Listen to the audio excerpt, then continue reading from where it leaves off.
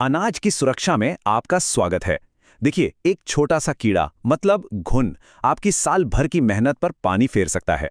तो आज हम एक ऐसे पुराने पारंपरिक तरीके पर बात करेंगे जो आपके अनाज को एकदम सुरक्षित रखेगा। ये सिर्फ एक जानकारी नहीं है, ये आपके भविष्य को सुरक्षित करने का एक तरीका है। क्या आपके गेहूं को भी घुन खा रहे हैं? तो ये समझिए कि इसका 100% समाधान मौजूद है। हम सब बहुत मेहनत करते हैं, है ना? तो चलिए एक ऐसे आजमाए हुए परखे हुए तरीके की बात करते हैं जो हमारी मेहनत को इन छोटे छोटे लेकिन बहुत नुकसान पहुंचाने वाले घुनों से बचाएगा। ये सिर्फ एक उपाय नहीं है, बल्कि मन का सुकून है।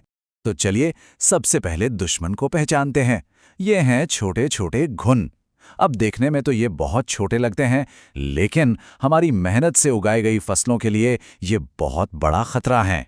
बात सिर्फ थोड़े से अनाज के खराब होने की नहीं है, ये एक बड़ा आर्थिक नुकसान भी पहुंचा सकते हैं। सोचिए, घुन का हमला आपकी पूरी की पूरी जमा की हुई फसल को बर्बाद कर सकता है। मतलब एक अच्छी खासी फसल देखते देखते घाटे का सौदा बन जाती है। दिल तो टूटता ही है ना, है ना? पर अच्छी खबर यह है कि हमारे पास इससे लड़ने के लिए एक बहुत ही असरदार उपाय है। एक ऐसा तरीका जो आसान भी है, असरदार भी है और पीढ़ियों से भरोसेमंद भी। ठीक है, तो अब आते हैं अपनी कार्य योजना पर। चलिए वो सारी चीजें इकट्ठी करते हैं जिनकी हमें इस असरदार घोल को बनाने के लिए जरूरत पड़ेगी। ये एक तरह से एक रेसिपी बनाने जैसा ही है, बस यहां हम अपनी फसलों को बचा रहे हैं। ये रही हमारी लिस्ट।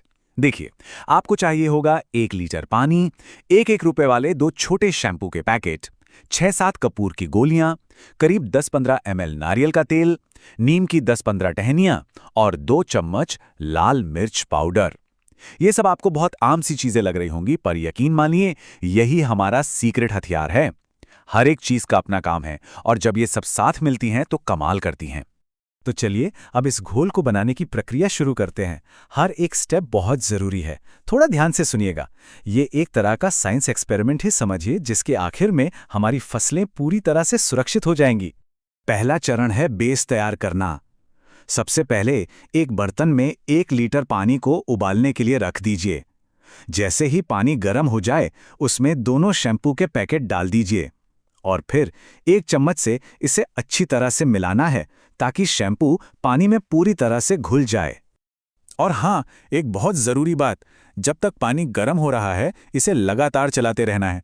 इससे क्या होगा कि सारी चीज़ें आपस में अच्छे से मिल जाएंगी, इसमें कोई ढिलाई नहीं करनी है।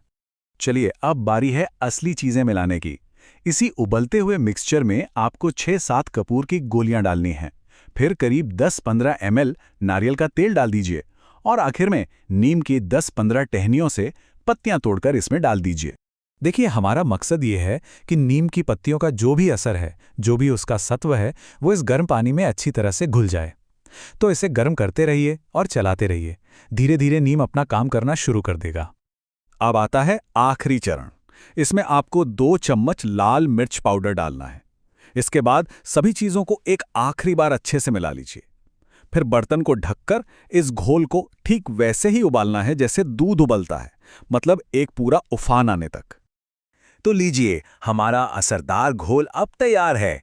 अब वक्त है इसे इस्तेमाल करने का और अपनी फसल को वो सुरक्षा देने का जिसकी उसे जरूरत है।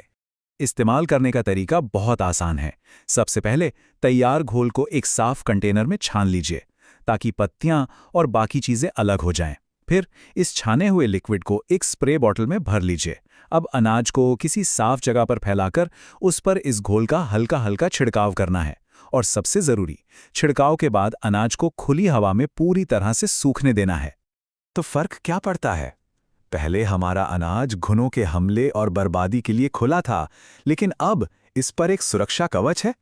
पहले जहां फसल खराब होने से आर्थिक नुकसान का डर था, वहीं अब हमारी फसल सुरक्षित है, जिससे आर्थिक स्थिरता भी बनी रहती है। मतलब जहां पहले चिंता थी, वहां अब मन की शांति है। बस एक बात का और ध्यान रखना है, जब अनाज पूरी तरह से सूख जाए, तभी उसे लंबे समय तक रखने के लिए स्टोर करना है। ये बहुत जरूरी है, क्योंकि अगर अनाज में जरा भी नमी रह गई तो फफूंद लग सकती है और हमारी सारी मेहनत बेकार हो जाएगी। तो देखा आपने, ये सिर्फ एक नुस्खा नहीं है, ये हमारे पूर्वजों के ज्ञान का सबूत है। जरा सोचिए, ऐसे और कितने पारंपरिक असरदार तरीके होंगे जो हमारे खाद्य के भविष्य को सुरक्षित कर सकते हैं और जिनके बारे में हमें अभी जानना बाकी है।